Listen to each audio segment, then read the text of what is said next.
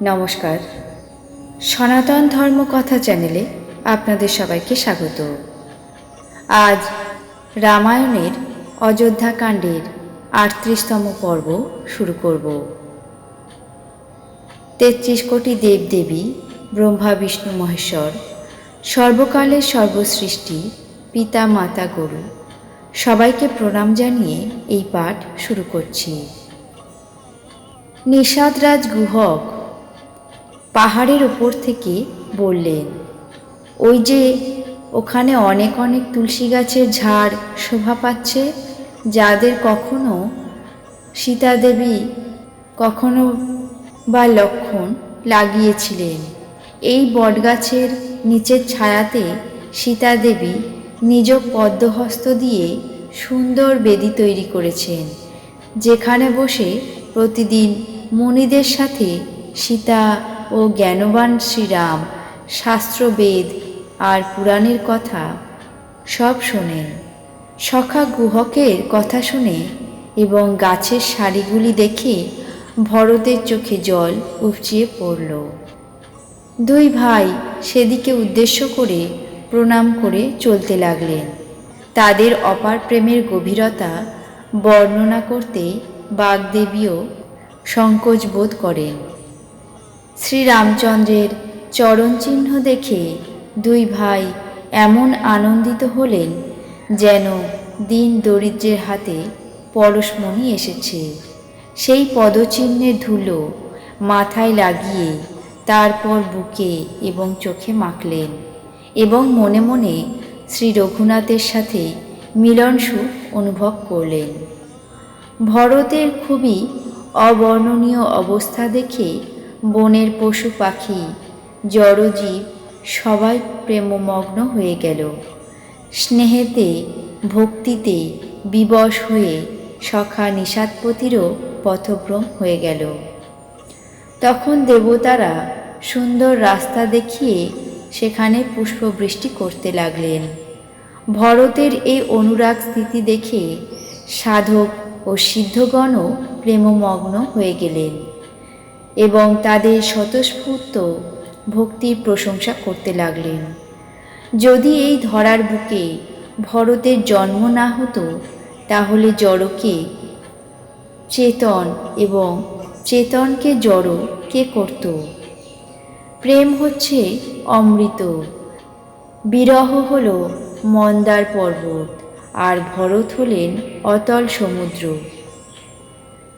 কৃপা সিন্ধু শ্রীরামচন্দ্র দেবতা এবং সাধুদের হিতার্থে নিজে স্বয়ং এই ভরতরূপী অতল সমুদ্রকে নিজের বিরহরূপী মন্দার পর্বত দিয়ে মন্থন করে এই প্রেমরূপী অমৃত প্রকট করেছেন।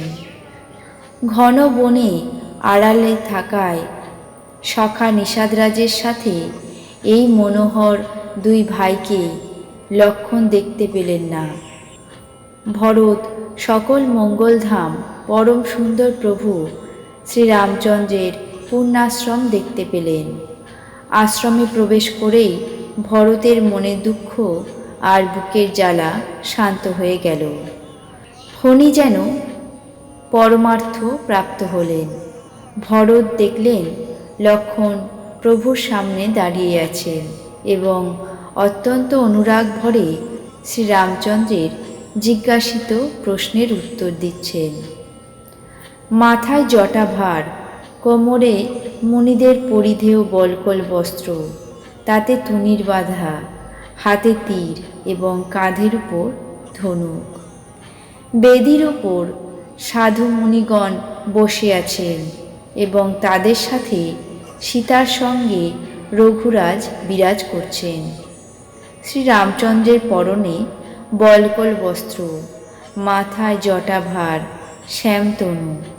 সীতা রামচন্দ্রকে এমন দেখাচ্ছিল যেন রতি আর কামদেব মুনি বেশ ধারণ করেছেন।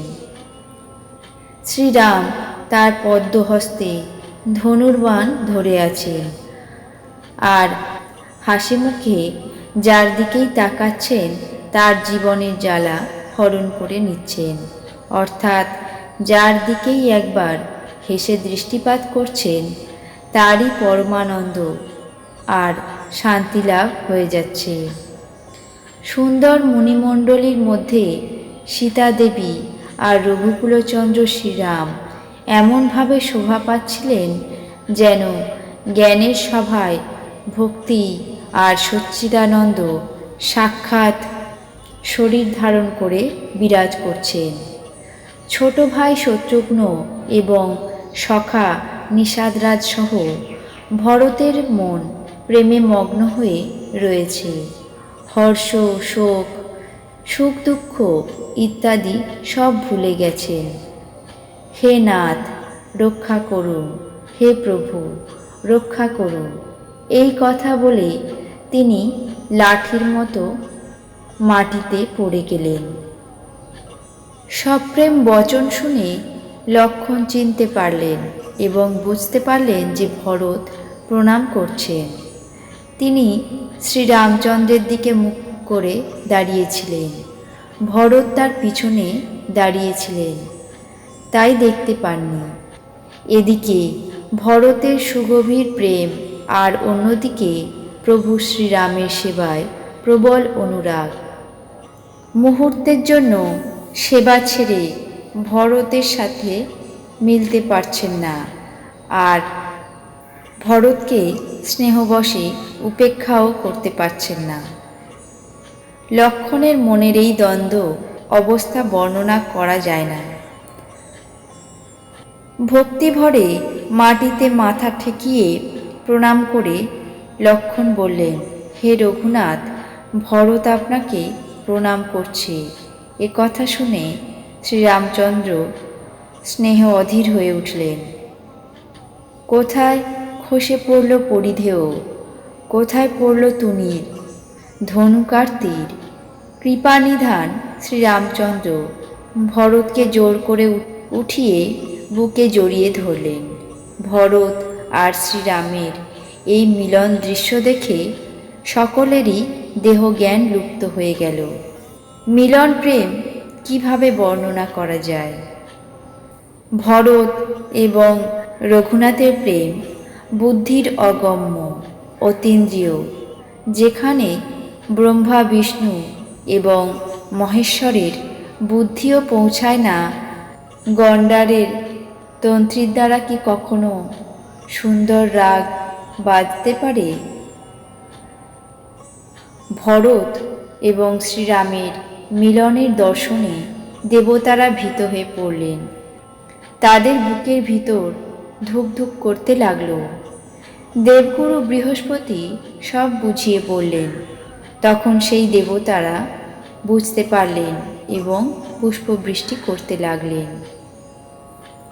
তারপর শ্রীরাম প্রেমভরে শত্রুঘ্নের সাথে মিলিত হয়ে পরে গুহকের সাথে মিলিত হলেন, আর প্রণামরত লক্ষ্মণের সঙ্গে ভরত প্রেমের সঙ্গে মিলিত হলেন।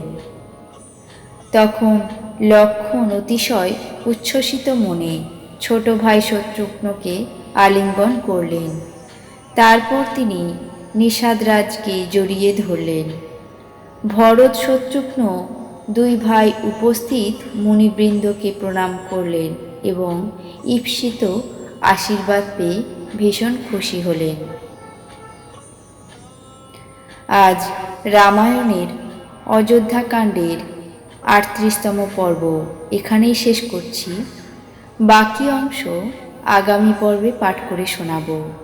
আপনাদের কেমন লাগছে তা অবশ্যই কমেন্ট বক্সে জানাবেন। চ্যানেলটিকে সাবস্ক্রাইব করবেন, লাইক করবেন, শেয়ার করবেন। ধন্যবাদ।